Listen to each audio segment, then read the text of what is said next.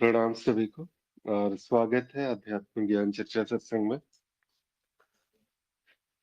आज का जो हमारा विषय है चर्चा का प्रथम विषय, यदि मैं विचार नहीं हूं तो विचारों के बीच जो जान रहा है वह क्या है। विचार एवं कर्ता के बिना भी क्या जीवन चल सकता है। और आज का जो दूसरा विषय, शब्दों से पहले जो मौन है क्या वही सत्य है। शास्त्र एवं गुरु सत्य की ओर इशारा तो करते हैं, पर इन्हें पढ़ने वाला और जो इस इशारे को देखने वाला आखिर है कौन। ये आज की चर्चा का दूसरा विषय। तो इस प्रथम विषय पे पहले आते हैं। यदि मैं विचार नहीं हूं तो विचारों के बीच जो जान रहा है वह क्या है। जब चर्चा इस प्रकार के विषयों पे होती है, इस प्रकार के प्रश्नों पे होती है, तो वास्तविक जो जिसे कहते हैं कि यहाँ पर कहने वाला जो है, चर्चाओं का मूल प्रभाव भी यही होना चाहिए। आध्यात्मिक चर्चाओं के ऊपर में जब इस प्रकार के सत्संग होते हैं, इस प्रकार की चर्चाएं होती है, तो यहाँ पर जब दृष्टिकोण आते हैं, वो कहने वाला कहते हुए जैसे कहते हैं ना, कुछ कहा ना जा रहा है, बस बहा जा रहा है एक बहाव की तरह। बस तो उसी भाव के साथ, उसी विचार के साथ आज की इस चर्चा को प्रारंभ करते हैं। प्रथम विषय, यदि मैं विचार नहीं तो विचारों के बीच का जानने वाला कौन है। जी प्रणाम अवाणी जी, प्रणाम। अभी फ्री है, बोल सकते हैं। जी प्रणाम आदिशक्ति जी, सभी को प्रणाम। प्रणाम। जी, पहले वाले विषय पे बात करनी है। हाँ, प्रथम विषय पे। जी, तो मैं अपना बस विचार प्रकट करती हूँ। यदि मैं विचार नहीं हूँ तो विचारों के बीच जो जानता है वह क्या है। तो क्यों मैं विचार नहीं हूँ, यदि क्या प्रश्न ही नहीं आता, क्योंकि मैं विचार होती तो विचार को कैसे देख पाती, है ना। तो यहाँ जैसे ही विचार दिखता है तो मैं विचार नहीं हूँ, है ना, क्योंकि दिख रहा है ना मुझे, तो स्पष्ट है यहाँ पे कि मैं विचार नहीं हूँ। लेकिन क्योंकि मुझे विचार दिख रहा है तो विचार मुझसे अलग भी नहीं है। क्यों? यदि मुझसे अलग होता तो दिखता कैसे। दोनों बातें यहाँ पे आ जाती है ना, कि विचार मैं नहीं हूँ, लेकिन मेरे तो हो सकते हैं ना। मैं नहीं हूँ लेकिन मेरा इस दृष्टिकोण से नहीं कि आलिप्तता के दृष्टिकोण से नहीं, लेकिन मुझसे अलग हो तो वो मुझे दिखेंगे भी नहीं, है ना। तो ये जो बात है कि जो विचार विचार के बीच को, तो विचार के बीच जो जानता है वह क्या है। तो वो हूँ ना, मैं ही तो हूँ। लेकिन अब मैं क्यों कहूँ उसको, क्योंकि मैं विचार नहीं हूँ, तो मैं भी तो एक विचार ही हूँ ना, है ना। जो मैं हूँ वो क्या है, बिना विचार के मैं हूँ क्या। यदि विचार ना हो तो मैं भी नहीं हूँ, और मैं नहीं हूँ तभी हूँ। जब मैं नहीं हूँ तभी हूँ। तो विचार मैं नहीं हूँ, लेकिन हाँ, विचार मेरे ही है। मेरे मतलब कि जो प्रतीत हो रहे हैं, और प्रतीत कौन हो रहा है, मैं ही प्रतीत हो सकता हूँ, और कोई प्रतीत भी नहीं हो सकता। क्योंकि जो मैं हूँ वही प्रतीत हो सकता है। मैं मतलब हूँ, मतलब कि जिसमें कोई लिप्तता नहीं है। विचार में लिप्तता है, मैं में लिप्तता है ना। जानने वाले में कोई लिप्तता नहीं है। जिस प्रकार मान लीजिए एक छोटा सा हम उदाहरण लेते हैं कि मान लीजिए दो लोगों में लड़ाई हो रही है ना। और दो लोगों में जब लड़ाई हो रही है तो देखने वाला जो वहाँ पे साक्षी होता है, क्या उस लड़ाई में उसकी कोई लिप्तता होती है? नहीं होती है, वो बस देखता है ना। ना उससे उसको कोई द्वेष है, ना उसको कोई लेना देना है उससे, बस देखता है, साक्षी है वो, है ना। तो वहां पे स्पष्टता आती है कि साक्षी में कोई लिप्तता नहीं हो सकती, बस उसको देखता है। ये तो माया का उदाहरण लिया है, लेकिन ये सच है कि साक्षी में कोई लिप्तता नहीं होती है। वो बस देखता है। तो वो क्या है? जो जानता है। तो जो जानता है उसको जानने की क्षमता तो शायद किसी में ना होगी, है ना? क्योंकि वही तो जानता है। और वो क्या है उसको कौन जानेगा? और जानने वाला भी यदि उत्पन्न हो जाए तो फिर वो जो जान रहा है वो नहीं जानता, फिर तो वो जानने वाला हो जाएगा, है ना? तो यहाँ पे ये कहा जा सकता है कि मैं विचार नहीं हूँ, लेकिन वो विचार भी मैं ही प्रतीति के रूप में हो रहा हूँ। तो विचारों के बीच जो जानता है वो क्या है? वो हूँ, बस हूँ, मैं भी नहीं कहूँ वहाँ पे, तो वो हूँ। विचार एक एवं कर्ता के बिना जीवन चल सकता है क्या? तो मेरे दृष्टिकोण से बिल्कुल चल सकता है ना? सच में देखा जाए तो विचार और कर्ता के बिना ही जीवन चल रहा है। न विचार जीवन चला रही है, न कर्ता कोई है। बस ये भ्रम होता है कि मैं विचार करता हूँ, इसीलिए ये कार्य होता है और मैं करता हूँ। मैं यानी कि कौन? ये जीव। जीव यानी कि कौन? ये मनोशरीर यंत्र। ये यंत्र कुछ करता है क्या? अभी देख लीजिए, कोई मशीन है तो बिना आपके दबाए, बिना आपके उसको चलाने के कोई कुछ कर वो यंत्र कुछ कर सकता है क्या? नहीं कर सकता, है ना? तो यंत्र कभी भी कुछ नहीं करता, बस होता वो यंत्र भी है नहीं, है ना? बस प्रतीत हो रहा है। और वो विचार, वो कर्ता कहाँ से आ रहा है? वो माया का जो एक है ना आवरण बन गया है अहंकार के रूप में, वहां से विचार आता है, वहां से कर्तापन आता है। तो जीवन बिना विचार के और बिना कर्ता के ही चल रहा है। थोड़ा सा गहराई से जब देखते हैं तो पता चलता है कि अब थोड़ा सा उदाहरण अपने जीवन से भी ले सकते हैं कि मैंने सोचा था कि मैं 2 साल के बाद ये करूंगी या 10 साल के बाद ये करूंगी, मेरा जीवन 2 साल या 10 साल के बाद ऐसा होगा। ये विचार था और करने वाली वहां पे मैं बनी हुई थी। कौन वाला मैं?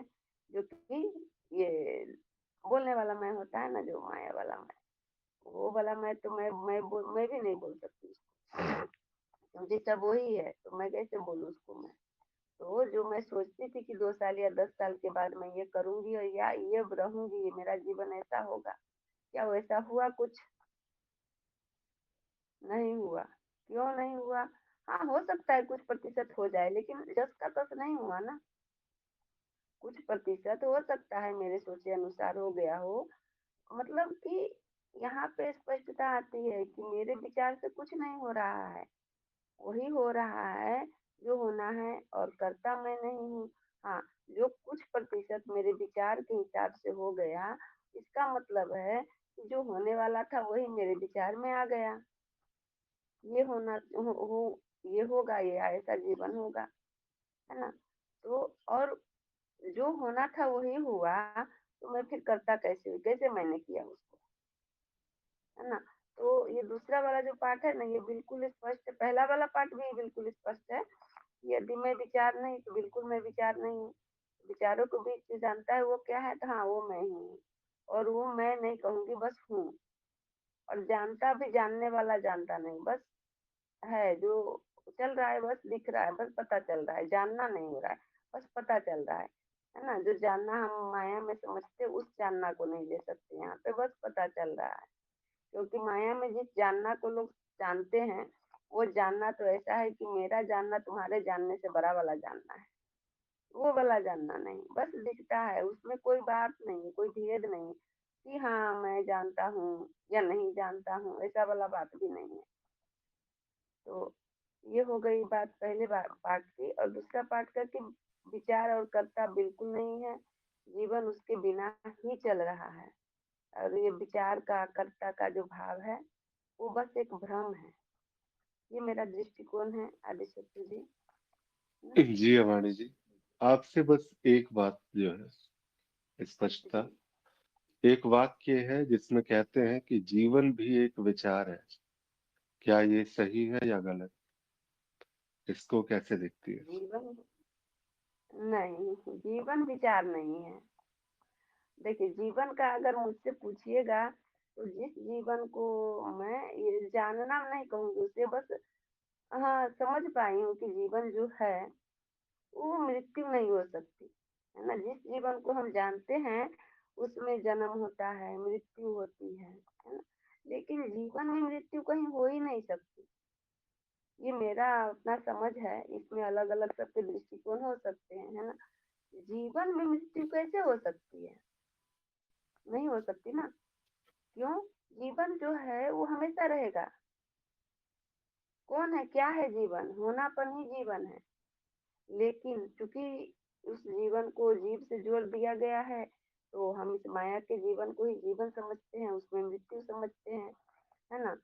लेकिन क्या विचार से जीवन संभव होगा? ऐसा तो मुझे नहीं लगता, है ना? ये वाला ठीक है। माया वाला जीवन, है ना? विचार से क्योंकि जी, जी। देखिए ना मतलब कि माया वाला जीवन जिसको हम जीवन और मृत्यु से जोड़ते हैं, यहाँ पे विचार मतलब जो बच्चा जन्म लेता है, क्या उस वक़्त उसको जीवन का कोई विचार होता है? जन्म तो ले लिया, मान लीजिए 2 वर्ष या 5 वर्ष में भी उसके उसमें कोई विचार होता है क्या कि जीवन ऐसा होना चाहिए? जब तक उसमें अहम भाव नहीं आता मतलब 12 से 14 वर्ष की उम्र में, तब तक उसमें कोई मतलब विचार नहीं होता कि जीवन होना चाहिए बोल के। तब भी तो जीवन होता है मतलब ये माया वाला जीवन ही सही, लेकिन तब भी जीवन होता है ना। तो मुझे नहीं लगता कि विचार से जीवन होता है। विचार का जी, इतना ही खेल है कि विचार अहंकार को पोषित करता है, बस मेरे दृष्टिकोण से। ठीक आदि से है। बहुत जी, ठीक। बहुत आभार। और मधु जी कुछ कहना चाहेंगे इस विषय पे? आज की चर्चा का जो प्रथम विषय है, उसके ऊपर? प्रणाम सभी को। जी, प्रणाम। यदि मैं विचार नहीं हूँ तो विचारों के बीच जो जानता है वह क्या है? हाँ, ये तो है कि मैं विचार हूँ भी और मैं विचार नहीं भी हूँ, क्योंकि जो हमारा ये जीवन चल रहा है माया के बीच में, ये तो सब विचारों से ही चल रहा है। तो और आम देखा जाए तो सब विचार ही हैं, क्योंकि वो मन से जो उत्पन्न हो रहे हैं सब विचार, और विचारों की ही सारा जगत बन जाता है। जैसे ही हम सोचते हैं, विचारते हैं, और स्मृति में जो विचार हैं हमारे, उसी कंडीशनिंग से सारा ये हमारा बाहर का जीवन वैसा ही बनता चला जाता है, और मैं भी बनता चला जाता है। तो विचारों से मैं बन रहा है, तो इसीलिए इसीलिए कि मैं विचार हूँ, और जो विचारों के बीच जो जानता है, तो वह क्या है? वो भी मैं ही हूँ, क्योंकि जो ये आभासीय मैं है, और जो विचारों के बीच है, जिस जो जो इन विचारों को जान रहा है, वो तो ज्ञात के क्षेत्र में आता नहीं है, वो तो अज्ञात ही है, उसको कोई जान नहीं सकता, लेकिन वही है जो है। तो विचार एवं कर्ता के बिना भी जीवन चल सकता है क्या? हाँ, विचार और कर्ता के बिना तो ये आभासीय जीवन तो चल ही सकता है, जो मिथ्या जीवन है वो तो चलता ही है विचार पे, और खुद को कर्ता भी हम मानते हैं, क्योंकि विचार को जीवन मान रहे हैं, तो कर्ता भी हम मान रहे हैं अपने आप को। लेकिन उसके बिना जो जीवन है, असल जीवन तो वही है। अगर हमने अकर्ता बन के अगर हम जब जीते हैं, जब देखते हैं, और विचार भी अपने आप ही आते हैं, और किस पे कार्य होना है, किस पे कार्य नहीं होना है, वो भी अपने आप ही होता है। तो वो जीवन तो असल वो वाला ही है, लेकिन उसको कोई जानता नहीं है। उसको जब तक हमारा अज्ञान नष्ट नहीं होता, तब तक हम उस वाले जीवन में नहीं जा सकते। तो अगर हमें समझ हो चुकी है, अज्ञान का हमारा नाश हो चुका है, तो हम उस वही जीवन है। साधक या ज्ञानी जिसको थोड़ा समझ आ गई है, तो वो उसी जीवन पे चलता है, और वो आनंद में रहे, इसीलिए वो आनंद में है, क्योंकि उसे कोई ना विचार करना है, ना उसे कोई कर्ता बनना है। तो वही समझ सकता है कि वो जीवन क्या है। तो यही मेरा मनन है। जी, मधु जी, बहुत आभार। जी, हिमांशु जी, प्रभु कुछ कह सकते हैं इस प्रथम विषय पे? और जो अब प्रणाम तक की सभी को। चर्चा है। जी। इससे पहले कि मैं अपना वक्तव्य प्रारंभ करूं, इससे पूर्व वक्ताओं के जो कहे गए वक्तव्य है उन पर थोड़ी सी टिप्पणी करना चाहूँगा। बहुत सही कहा है कि यहाँ पर यदि की आवश्यकता नहीं है। स्पष्टता होनी चाहिए कि मैं विचार नहीं हूँ। मैं एक विचार नहीं है। मैं विचार नहीं हूँ, मेरा होना एक विचार नहीं है। ये स्पष्टता होनी चाहिए। तो यदि यहाँ पर यदि शब्द की आवश्यकता नहीं है। लेकिन वहीं यदि ये कहा जाए कि मेरे विचार, तो अब विरोधाभास उत्पन्न होता है। न मैं विचार हूँ, न विचार मेरे हैं। यदि मेरे हैं, तो कैसे हैं? मेरे कैसे हो गए? मैं विचारों का दृष्टा हूँ। इसमें मेरा तेरा है नहीं। विचार अनुभव हैं, ये दिख रहे हैं। इसमें मेरा कहाँ से आ गया? तो यदि मैं विचार नहीं हूँ, ये स्पष्ट है, तो विचारों को मेरा कहना भी ठीक नहीं है।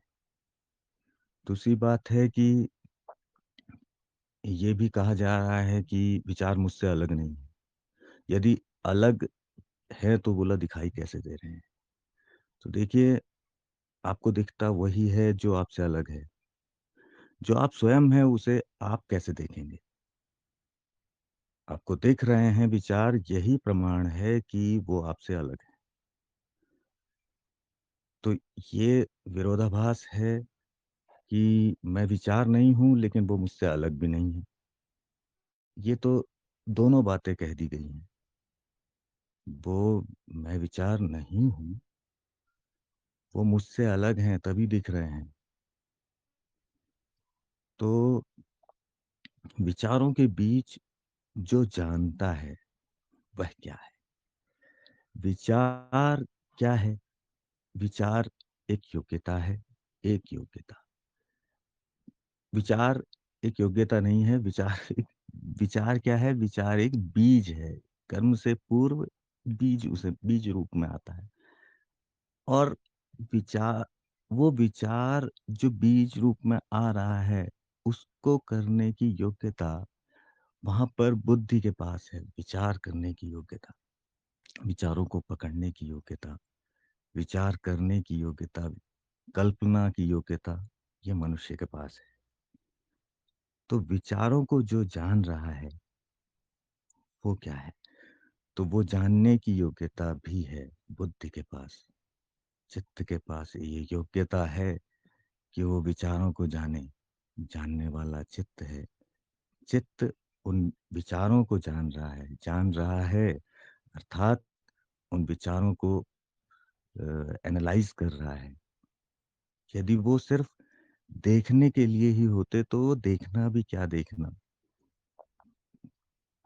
उसका महत्व ही ये है कि वो जाना जा रहा है, विचार जाना जा रहा है। तो जानने वाला कौन है? जानने वाला जो जानता है वह क्या है? वह भी अनुभव है। चित्त भी अनुभव है जो ये सब जान रहा है। जहाँ पर ये ज्ञान की प्रक्रिया चल रही है, वो विचारों को भी जान रहा है। और विचार चूंकि जो है वो विचार बीज रूप में आ रहे हैं, तो वो उन बीज को भी जो होने वाले कर्म है उससे पूर्व वो बीज के रूप में आते हैं। जैसे किसान बीज को देख कर ये बता सकता है कि इस वर्ष की जो फसल है वो किस गुणवत्ता की होगी। उसी प्रकार एक यानी विचारों को जानकर ये जान सकता है कि आगे कर्म कैसे होने वाले हैं। वह ये जान सकता है कि जब विचार जिस यदि विचार उच्च कोटि के हैं, तो कर्म तो उच्च कोटि के होने ही होने हैं फिर।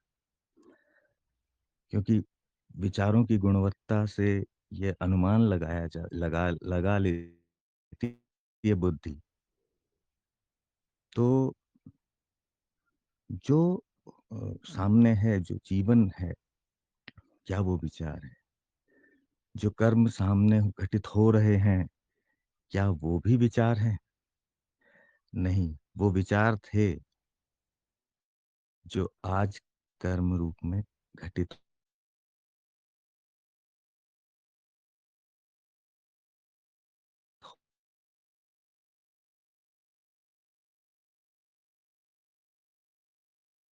हो रहे हैं। जैसे आप कोई गेहूँ का पौधा लीजिए, जो पौधा खड़ा है, जब उसे ध्यान से देखेंगे। हाँ, मेरी आवाज़ आ रही है? आदित्य सर जी, हाँ, मेरी आवाज़ आ थोड़ी रही है?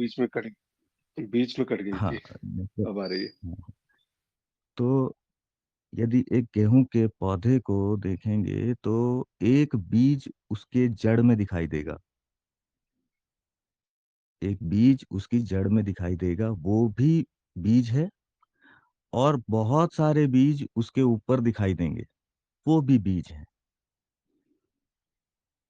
तो हम ये नहीं कह सकते कि जो फल रूप में है वो भी बीज है, और उसकी जड़ में जो बीज है, वहां से वो प्रारंभ हुआ है।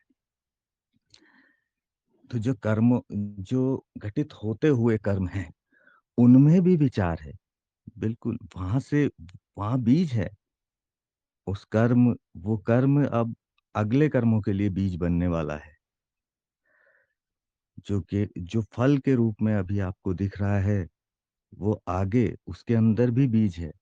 वो आगे आने वाले कर्मों का बीज है। लेकिन जो उसकी जड़ में दिखाई दे रहा है, वो वहां से उसका प्रारंभ दिखाई देता है, उस कर्म का प्रारंभ। तो उससे पूर्व भी विचार था, उसके आगे भी विचार है। समस्या ये है ज्ञानियों में कि विचार से बड़ी विचार को शत्रु मान लिया गया है, जबकि विचार शत्रु नहीं है। विचार शत्रु नहीं है। विचार वो सूक्ष्म कर्म है, सूक्ष्म घटित होने वाला कर्म है, जो सूक्ष्म रूप से अभी अभी भी प्रारंभ हुआ है। जो अभी प्रारंभ हुआ है, समस्त अस्तित्व में विचार रूपी बीज फैले हुए हैं। ये विचरण कर रहे हैं, कोई इनको उत्पन्न नहीं कर रहा है। सिर्फ हो क्या रहा है कि जैसा पात्र है, उस पात्र की शुद्धता के अनुसार वहां पर उस कोटि के बीज आकर्षित हो रहे हैं। और उसी तरह से ये कर्म कर्म भी हो रहे हैं। अब यहाँ पर प्रश्न उठता है कि क्या बिना विचार के भी कर्म हो रहे हैं? तो हाँ, ऐसे भी कर्म हो रहे हैं जो बिना विचार के होते हैं। कुछ आपने देखा होगा, कुछ पौधे ऐसे होते हैं जो कलम से ही उग जाते हैं। जैसे गुलाब का बीज नहीं लगाएंगे, कलम ही लगाएंगे तो कलम से ही उग जाएंगे। आम की भी कलम लगा देंगे तो कलम भी लग जाएगी, वहां पर तो बीज नहीं था। तो इसी तरह से कुछ ऐसी घटनाएं भी हैं जिससे जो बिना विचार के भी घट रही हैं। जैसे जो कर्म जानवरों के द्वारा दिख रहे हैं, जानवरों में जो कर्म कर्म दिख रहे हैं, पशुओं में जो दिख रहे हैं, क्या वहां पर विचार है? नहीं है, लेकिन सीधे कर्म है। तो ऐसे कर्म भी हैं। लेकिन जो विचार वैचारिक क्षमता है, वैचारिक योग्यता है, ये बुद्धि से आती है। और यहाँ ये विचार दिखाई देते हैं उच्च योनि में, जैसे मनुष्य। ये योग्यता है, ये कृपा है मनुष्य के ऊपर कि वो विचार, उसमें वैचारिक क्षमता है। तो वैचारिक क्षमता होना पशु ना होना है। ये दिखाता है कि आप पशु नहीं हैं, आप में वैचारिक योग्यता है। यहाँ पर विचार घटित हो रहे हैं। यहाँ पर कर्म से पूर्व आपको बीज दिखाई पड़ रहा है। यहाँ पर बौद्धिक क्षमता बढ़ गई है। तो विचार एवं कर्ता के बिना भी जीवन चल सकता है। तो बिल्कुल देखिए, विचार को कर्ता के साथ ना जोड़ें। विचार के बिना जीवन चल सकता है, लेकिन वो पशुवत है। वहाँ पर योग्यता खो दी गई है। वहाँ पर वैचारिक क्षमता, बुद्धि की योग्यता खो दी गई है। बुद्धि को ईंधन चाहिए वैचारिक, तब तो बुद्धि कार्य करेगी। तो यदि कोई ऐसा चाहते हैं कि विचार हो ना और जो कर्म हो रहे हैं वो होते रहें, तो ये मुझे लगता है विकार है। कर्ता के बिना जीवन चल सकता है तो कर्ता के बिना ही जीवन चल रहा है। कर्ता है नहीं, कर्ता बना लिया गया है। क्योंकि और कर्ता क्यों बनाया है? क्यों कर्ता की आवश्यकता हो रही है? क्योंकि रक्षण, भक्षण ये जो मूल वृत्ति चल रही है, कर्ता से ये सही चलती है। कर्ता से इनमें लिप्तता आती है और लिप्तता होना जीवन के लिए आवश्यक है। आध्यात्म के लिए आवश्यक नहीं है, लेकिन जीवन के लिए आवश्यक है। जब वहाँ पर कर्ता होगा, तो वो कर्म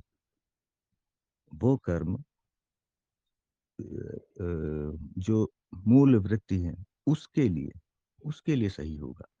यदि ये भाव उचित नहीं होता, तो प्रकृति ये देती ही क्यों? क्या वो जीव की प्रगति नहीं चाहती? बिल्कुल चाहती है, इसीलिए वो दी गई है। लेकिन अब जब एक स्तर पर इससे ऊपर उठना आवश्यक है, इस भाव से ऊपर उठना आवश्यक है। ये जानना आवश्यक है कि मैं करता नहीं हूँ। ये कर्ता भाव से ऊपर उठना आवश्यक है।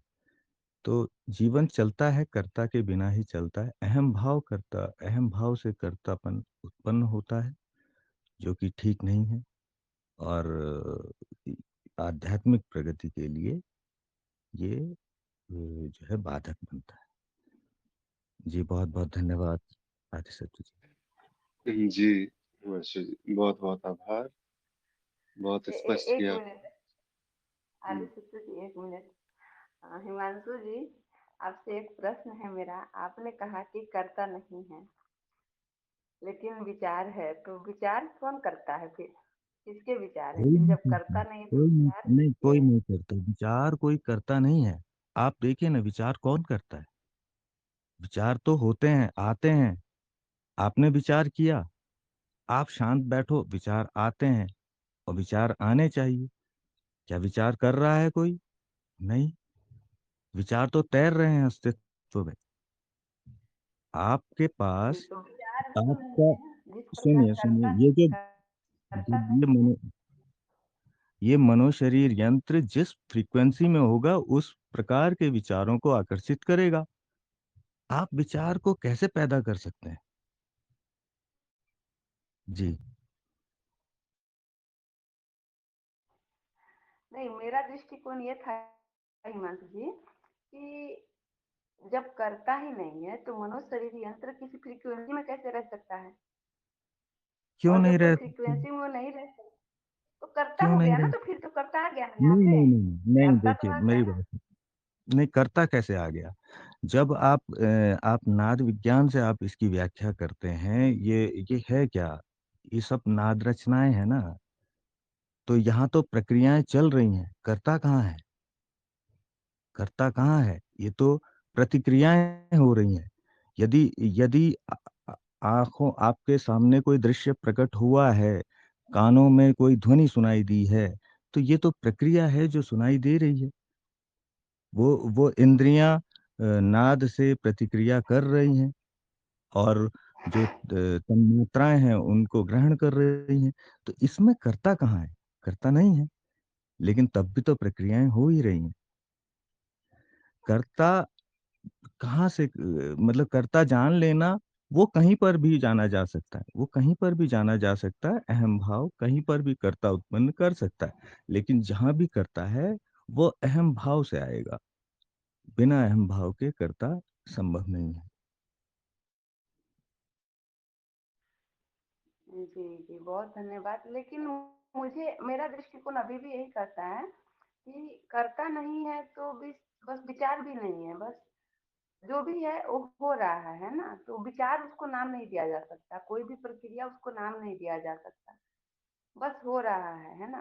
तो यहाँ पे जो है कि प्रश्न में था कि विचार एवं कर्ता के बिना भी जीवन चल सकता है, तो आप ही ने कहा बहुत सुंदर कि अन्य जीवों का जीवन जिसमें भी विचार की क्षमता बुद्धि नहीं है, उनका भी जीवन तो चल रहा है, जिसको माया में हम जीवन कहते हैं वो जीवन तो चल ही रहा है ना। तो यही दृष्टिकोण है कि विचार और कर्ता दोनों नहीं है, और दोनों बस आभासित हो रहे हैं, चाहे विचार हो चाहे कर्तापना हो, वो अहंकार के कारण ही लगता है। जो बुद्धि आ गई है उस बुद्धि के कारण अहंकार है, और अहंकार के कारण ही आ, मुझे लगता है कि कर्तापना भी है, और उस अहंकार के कारण ही विचार भी है। जी, ये मेरा दृष्टिकोण है, आपका भी बहुत अच्छा दृष्टिकोण है। और कभी भी हम जब सत्य की बात करते हैं तो ये भी सत्य बात है कि उसका एक सटीक उत्तर नहीं निकल के आता। सत्य पर जब बात होती है और माया को उससे जब हम लिंक करते हैं तो एक सटीक उत्तर निकल के नहीं आता, है ना। मतलब कि दोधारी तलवार है सत्य की ओर जाना। तो जी, धन्यवाद। आपका कोई दृष्टिकोण नहीं है, वो दृष्टिकोण भी आपका नहीं है, और बिल्कुल ना ही बिल्कुल मेरा कोई बिल्कुल। दृष्टिकोण है। हाँ, बिल्कुल ये इसको भी आपका और मेरा ना कहें, ये भी बस ये भी प्रतिक्रिया है, बौद्धिक प्रतिक्रिया है। ये भी यंत्रवत हो रहा है। सामने जो प्रश्न आता है वहां से उत्तर आता है, क्या हम इसको देख रहे हैं? यहाँ पर भी मेरा तेरा नहीं है, बिल्कुल नहीं। बिल्कुल क्या बिल्कुल ये हम देख रहे हैं? एक टेनिस बॉल है, और एक रैकेट उधर से है, एक रैकेट इधर से है, चल रहा है। यहाँ से जिस फ्रिक्वेंसी, जिस गति से वो जाता है, उसी गति से वहां से दौड़ के आता है। इन सब में मैं तो देखने वाला हूं ना, वो मेरा है ना ये मेरा है। जी धन्यवाद। जी जी जी, धन्यवाद हम्म, धन्यवाद। जी, बहुत सुंदर चर्चा रही। और किसी साधक को इस प्रथम विषय पे अपना मनन रखना हो? जी, भीष्म जी लगता है रास्ते में अभी। प्रणाम जी भीष्म जी। प्रणाम। प्रणाम। जी, प्रथम यदि विषय। मैं विचार नहीं हूँ, जी जी, यदि यदि मैं विचार नहीं हूँ तो विचारों के बीच जो जानता है वह क्या है?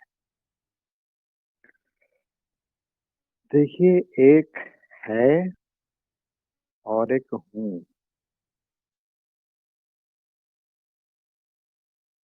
पेड़ है, पत्ता है, धरती है, सब कुछ है। और जब मैं आता हूँ तो वही है, हूँ हो जाता है। जब तक है तब तक समष्टि है, व्यापकता है। जब हूँ होता है तो व्यष्टि हो जाता है, सीमितता हो जाती है। लेकिन इन दोनों ही स्थितियों में एक ध्यान रखना होगा कि वह है ही हूँ है और हूँ ही है। ये दो अलग अलग नहीं है। परिस्थितियां दो हो रही हैं, लेकिन वो तत्व है ही है। तो जब हूँ होता है, मतलब मैं आता है, तो फिर सब कुछ, ये पूरा अस्तित्व हो जाता है। सब कुछ रहता है। विचार होता है, नहीं होता है, तमाशा होता है, नहीं होता है। स्वयं से विचारिए, जब तक आप मैं नहीं थे तब तक क्या था? अभी अभी से 5 घंटे पहले जब आप सुसुप्ति में थे, जब आपका मैं जागृत नहीं हुआ था, तो क्या था? कोई गुरु था, कोई शास्त्र था, कोई ज्ञान था या अज्ञान था? कुछ भी। क्या ये ग्रुप था? इतने सारे लोग थे? सबका अनुभव है ना, एकदम अपरोक्ष अनुभव। कुछ नहीं। और जब मैं होता है तो देखिए अब तो सब कुछ है। हाँ, भले ही ये क्षणभंगुर है, बस यही बात जाननी है कि जब हूँ होता है, जब मैं होता है, तो सब कुछ होता है, लेकिन सब कुछ होते हुए भी अगर ये पता लग जाए कि ये मिथ्या है। क्यों मिथ्या है? क्योंकि ये असत है। क्यों असत है? क्योंकि ये परिवर्तनशील है। और जो असत है, मिथ्या है, परिवर्तनशील है, तो वो नहीं है। इसका मतलब मैं नहीं है। इसका मतलब हूँ नहीं है। मैं होते हुए भी, हूँ होते हुए भी है। अज्ञेयता है, एक तत्व है, एक सत्य है। लेकिन ये हूँ होते हुए, अहंकार में होते हुए, घड़ा रहते हुए, आभूषण बने हुए ही पता चलना चाहिए। घड़ा मिट गया उसके बाद पता लगे कि मैं मिट्टी हूँ, तो ज्ञान नहीं हुआ। इसी संसार में रहते हुए, माया में रहते हुए, ये सब कुछ होते हुए, जन्म मृत्यु होते हुए पता लग जाए कि अमरता है, जन्म मृत्यु नहीं। यो माम पश्यति सर्वत्र सर्वम च मयि पश्यति। उसमें से, सर्वत्र में से स्वयं को निकालिए मत कि मैं अलग हो के सर्वत्र देखता हूँ। नहीं, आप सर्वत्र से अलग नहीं। बस यही बात पता चलनी है। विनश्यत्वम विनश्यति, विनाश होते हुए में जो अविनाशी को देख लेता है, परिवर्तन में भी अपरिवर्तनशीलता दिख जाना, बस यही है। तो यदि मैं विचार नहीं तो विचारों के बीच जो जानता है वह क्या है? वो मिथ्या अहम है, मैं है। लेकिन वो अहम कौन है, मैं कौन है? ये मैं होते हुए भी आपको जान चाहिए कि ये वही है। विचार एवं कर्ता के बिना भी जीवन चल सकता है क्या? यहाँ बड़ी एक मान्यता है कि जीवन है। अरे जीवन कहाँ है? क्या आपका जीवन है? अव्यक्त आदि निभूतानि व्यक्त मध्यानि भार्गव अव्यक्त निधनान्यव तत्र का परिदेवना। ये तो जब 1972 में मुझे पता चला कि मैं भीष्म नारायण हूँ, क्या उसके पहले मैं नहीं था? अभी 15 साल के बाद ये शरीर नहीं रहेगा तो क्या मैं नहीं रहूंगा? जीवन कहाँ है? ये तो बुलबुला है जो बीच में दिखता है, उसी को हम मान बैठते। ये होते हुए भी नहीं है। मृग तृष्णा दिखते हुए भी नहीं है। स्वप्न होते हुए भी वहां पे कोई भी चीज नहीं है। कुछ भी सच सच नहीं है, बस केवल स्वप्न है, प्रतीति है। कहाँ कोई क्रिया है, कहाँ कोई पदार्थ है? जीवन कहाँ है?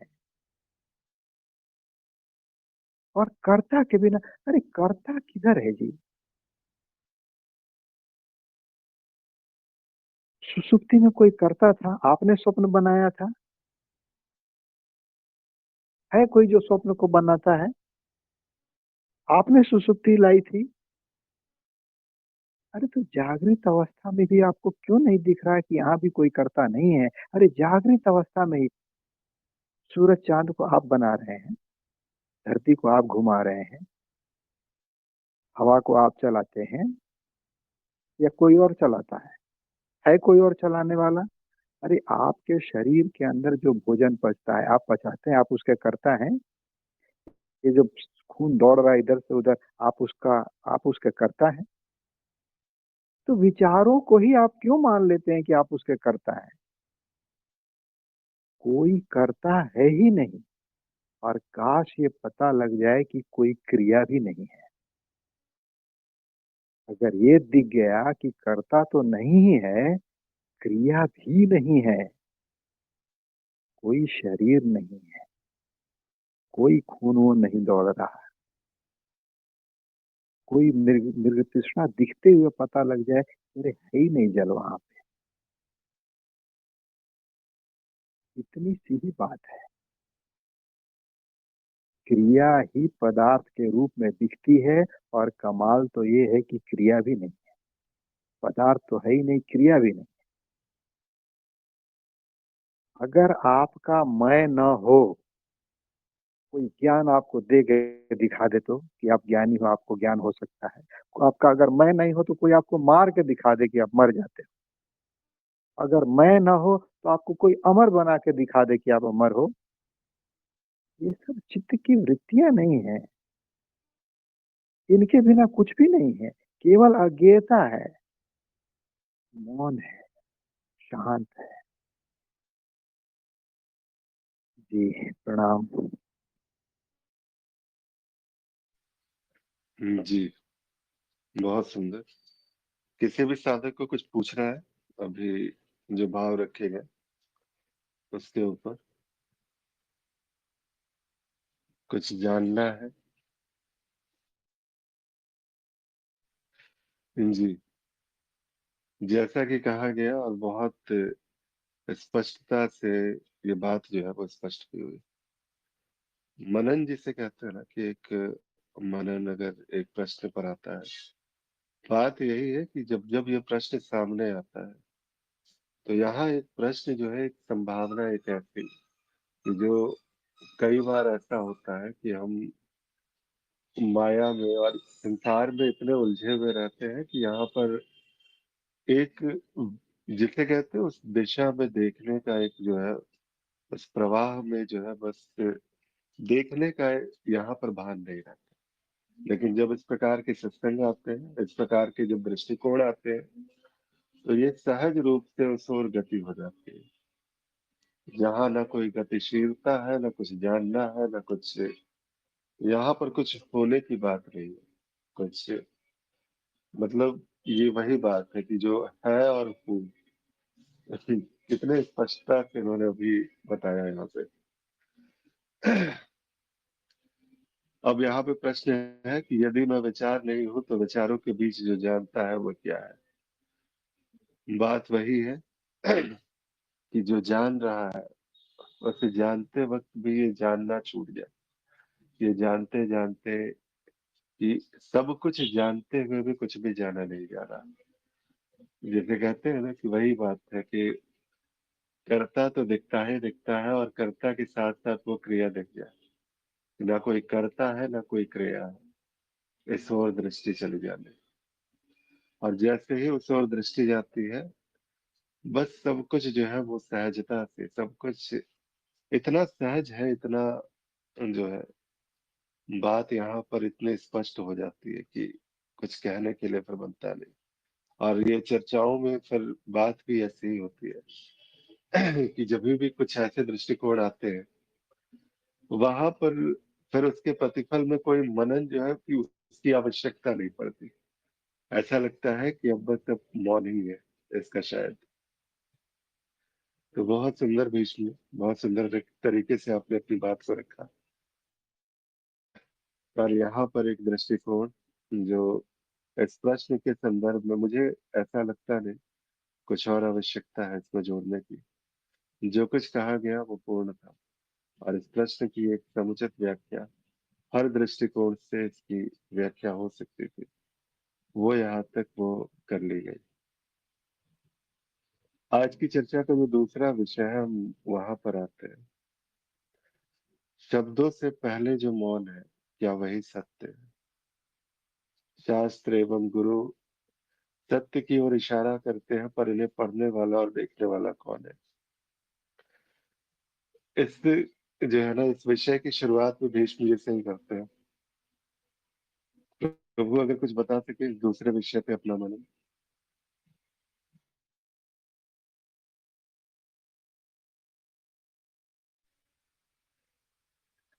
लगता है व्यस्त हो गए हैं अभी। जी, कोई और साधक इस पर अपना मनन दे सकते हैं, दूसरा विषय जो आज का है, उसके ऊपर। मेरी आवाज तो आ रही है ना? अच्छा, भीष्म जी अभी सुन पाएंगे केवल। ठीक है। जी, आ रही जी है आपकी हिमांशु जी। आवाज़। हाँ जी, हाँ, आपके दूसरे विषय पे।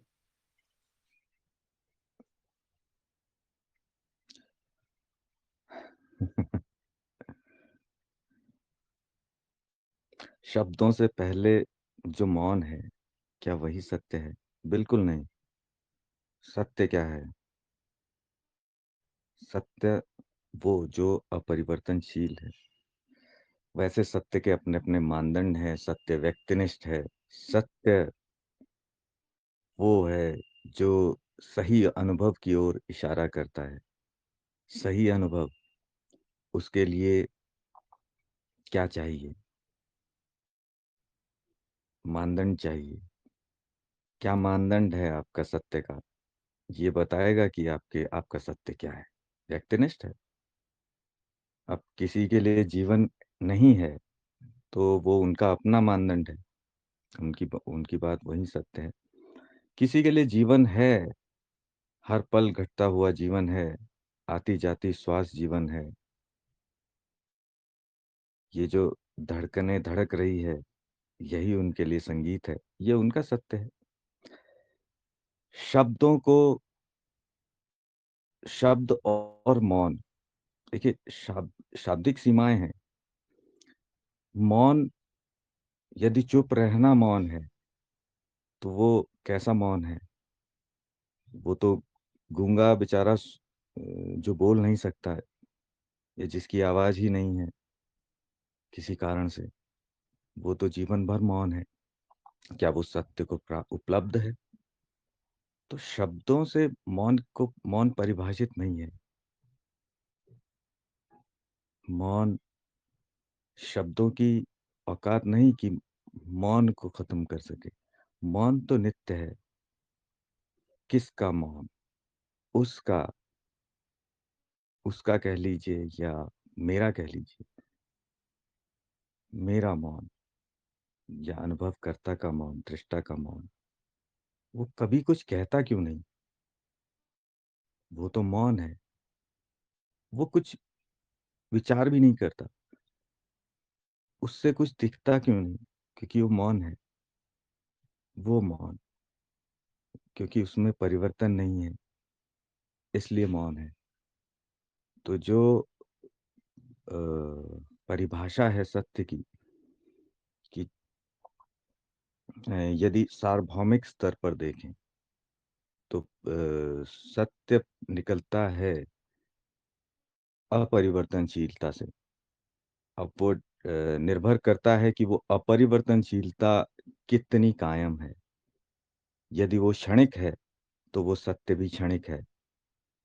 यदि कोई कहे कि मेरा नाम राम है, और आधे घंटे बाद कहे कि मेरा नाम श्याम है, तो उसका वो सत्य आधे घंटे का था। आधे घंटे बाद तो वो श्याम हो गया। तो उसका सत्य किस बात पर निर्भर किया? उसके परिवर्तन पर। उस घटना के परिवर्तन पर ही वो सत्य निर्भर करता है। तो जो नित्य, क्या है वो सत्य जो कभी नहीं बदलता, उसको परम सत्य कहा गया है।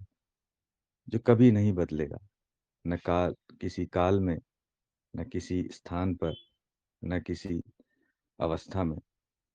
जो हर अवस्था में वही है, कभी नहीं बदलेगा। तो वो सत्य, वो मौन है।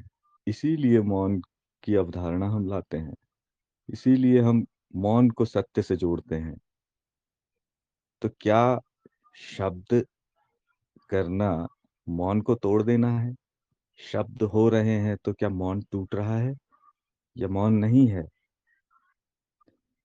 तो ये बड़ा छोटा मौन है, जो उतना ही सत्य है जितनी देर वो मौन है। यदि वो मौन है, तो फिर वहां पर कभी शब्द नहीं होगा। और वो ऐसा कब होता है? ऐसा तब होता है जब उस परम सत्य को जाना जाता है, क्योंकि वो कभी नहीं बोलता। वहां पर शब्द नहीं उत्पन्न होते। वहां कोई परिवर्तन नहीं है। वो तो नित्य मौन है। उसमें तो सब कुछ घटित भी हो रहा है। ये नहीं कहेंगे कि वहां कुछ नहीं घट रहा है। वहाँ सब कुछ घटित हो रहा है, वहाँ जीवन भी घटित होता है, लेकिन वो तब भी मौन है, वही सत्य है।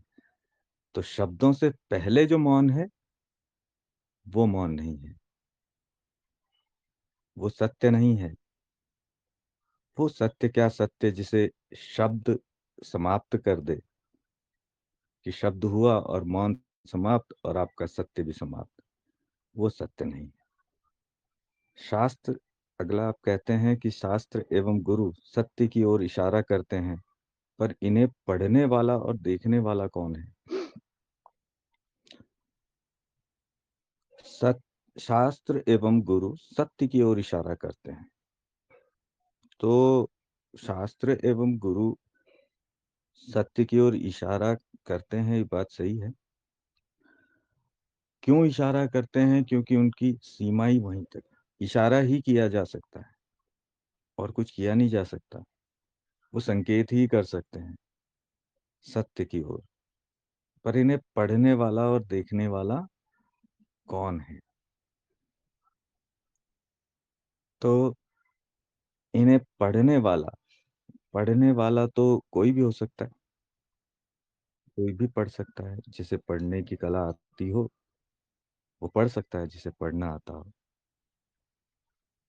और इन इशारों को, यदि इशारों की ओर बात हो रही है, इशारों को देखने वाला कौन है, ये भी कोई भी हो सकता है। लेकिन सत्य की ओर यदि बात सत्य की है, इस सत्य को देखने वाला कौन है, तो जो सत्य हो जाता है उसे यह दिख जाता है। इन संकेतों पर चलकर जो स्वयं सत्य हो गया है, जो जान गया है, वही सत्य हो जाता है। तो इसको देखने वाला कौन है? उसको, वो दिखेगा नहीं। यदि दिखता तो गुरु एवं शास्त्र इशारा करने की कृपा करते हैं तो वो दिखाई देते। यदि दिखता तो दिखाई देते। क्यों नहीं वो दिखा ही देते हैं? क्या उन्हें प्रेम नहीं है अपने शिष्यों से? है, लेकिन संभव नहीं है, इसलिए दिखाते नहीं।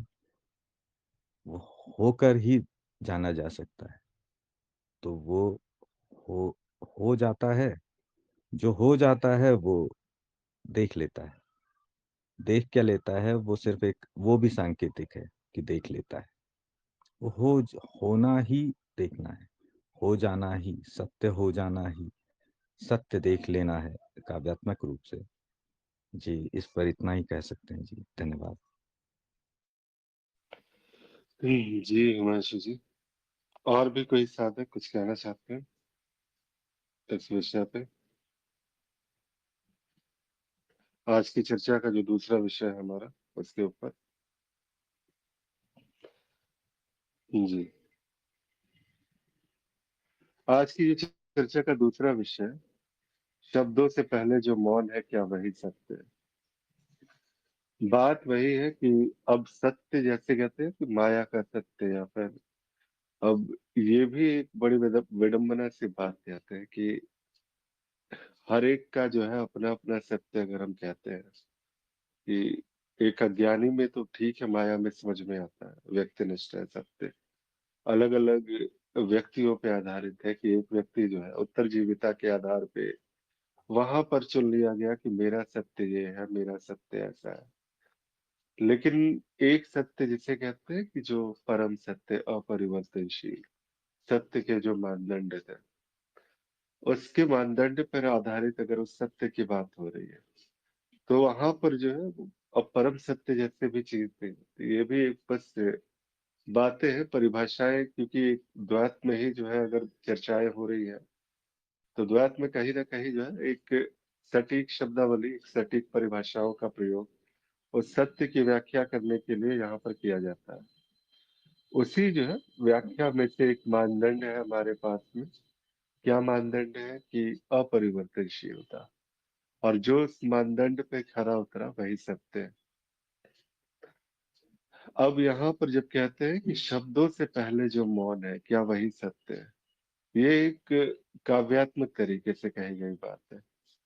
कि शब्दों से पहले वो मौन है। अगर ये कविता की तरह से अगर बात है कि जहाँ शब्द भी अभी जो है, जिसे कहते हैं कि शब्द क्या है, एक संभावना है, एक काव्यात्मक, एक कवि जैसे कहते हैं कि हर जो बात आती है वहां पर उसको जो है फिर अब उसकी व्याख्या करने वाले अलग अलग प्रकार से, अलग अलग दृष्टिकोणों से उसकी व्याख्या करते हैं, जिसकी जो जहाँ जिस प्रकार से वहां पर वही बहना जो है कि वहां पर बहा जा रहा है, कौन कहाँ से कौन सी दृष्टिकोण से वो किस प्रकार से बहाव है, वो बस वैसा ही है। एक जो है, एक तरीके से इसको अगर देखा जाता है तो ऐसे भी देखा जा सकता है कि शब्द जो है वो क्या है, एक संभावना, अस्तित्व की अनंत संभावनाओं में से, जैसे कहते हैं कि शून्य की अनंत संभावना है। तो वो शब्द जैसे ही आते हैं तो वहां एक संभावनाएं प्रकट होती है, और जैसे ही वो संभावना वहां प्रकट हुई तो उससे पहले की अगर कुछ बात है, अगर संभावनाओं से भी पहले कुछ ऐसा है कि क्या था, तो शून्यता ही थी, और शून्यता से ही जो है अनंत संभावनाएं प्रकट हुई है।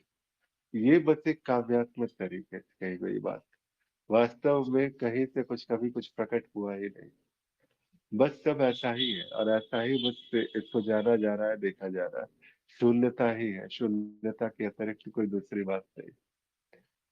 शब्दों से पहले जो मौन है, अब यहाँ पर बात है, यहाँ पर जैसे कहते हैं कि जो हम आम बोलचाल की भाषा में जब कहते हैं कि ये जो कहने वाले हैं, ये जो शब्द आ रहे हैं, ये जो अभिव्यक्तियां आ रही है, शब्द के ही रूप में आ रही है, क्या इन अभिव्यक्तियों से पहले जो मौन था, क्या वही सत्य है, या इन अभिव्यक्तियों के बाद जो मौन रह जाएगा, क्या वो सत्य होगा? तो सत्य जो है बिल्कुल ऐसा नहीं है, सीमित सा नहीं है। क्या वही सत्य है? जैसे ही हम वही के विषय में आते हैं तो यहाँ पर सत्य अज्ञेय कहाँ रहा? सत्य को तो हमने जान लिया, सत्य को किसी न किसी प्रकार से एक सीमाओं में बांध दिया गया। जो असीम है, जो अनंत है, जो अव्याख्य है, उसको व्याख्या कर दी। जो अनिर्वचनीय है उसको वचनों के हिसाब से तौल दिया गया। तो बात बस इतनी सी थी कि जो अज्ञेय है उसको कभी, बात उसको जैसे ही सीमाओं में लाने का प्रयास करते हैं तो वो असीम जो है वो सीमित नहीं हो सकता कभी भी। शब्द उसको सीमित नहीं करते। शब्द से पहले भी वही था, शब्द के साथ भी वही है, और शब्द के बाद भी वही रहेगा।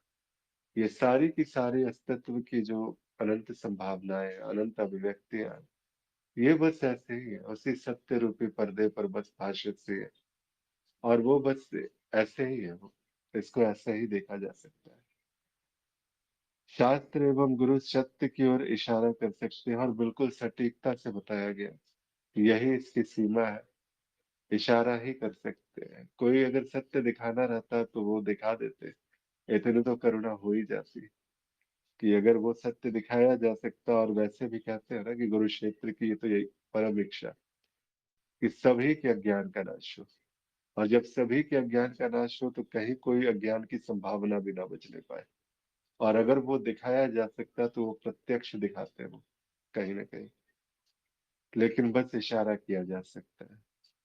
इन्हें पढ़ने वाला और देखने वाला कौन है फिर? शास्त्र को पढ़ता कौन है, और पढ़ करके ये कहते हैं कि अब मैं शास्त्रज्ञ हो गया? अगर ये है शास्त्रज्ञ है और शास्त्र की एक परिभाषा है, तो फिर तो वो अभिव्यक्ति ही है वहां पर, जो शास्त्रों को पढ़ रहा है। देखने वाला भी वही है, साधक है।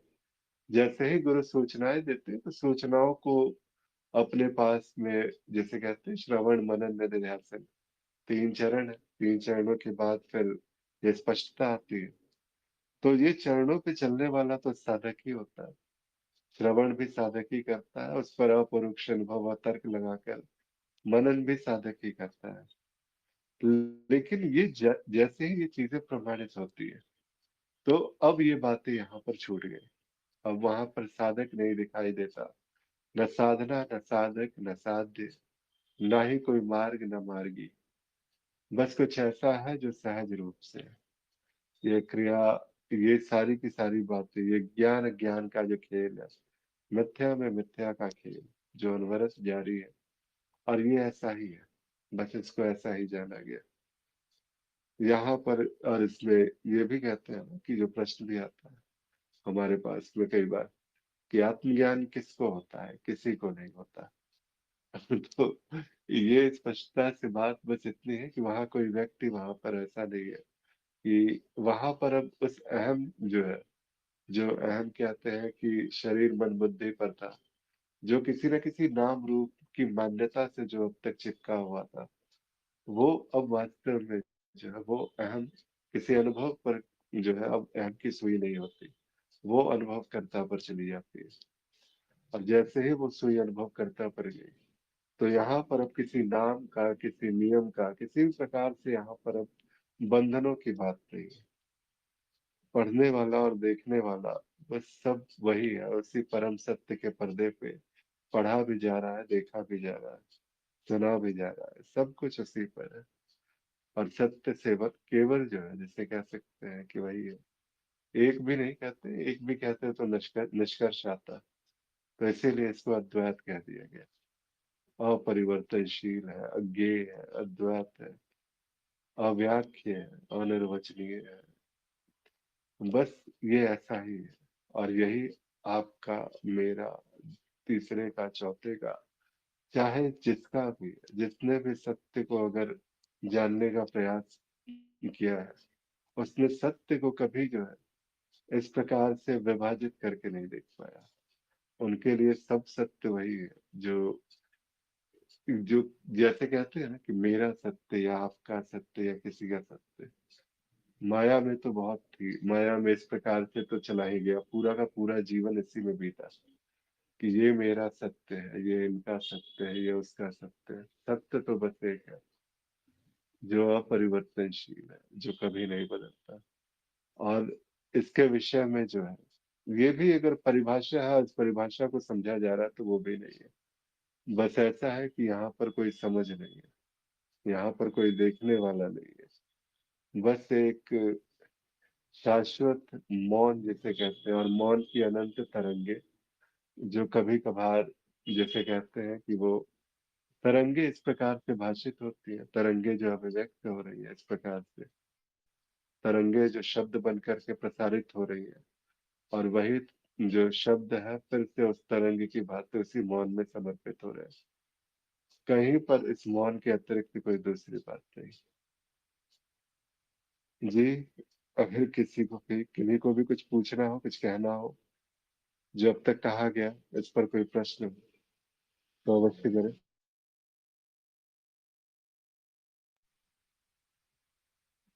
ठीक है, तो समय भी पर्याप्त हो चुका है। फिर मिलते हैं कल 7 से 8 एक नए विषय के साथ में। प्रणाम सभी को, नमस्कार सभी को, बहुत बहुत आभार।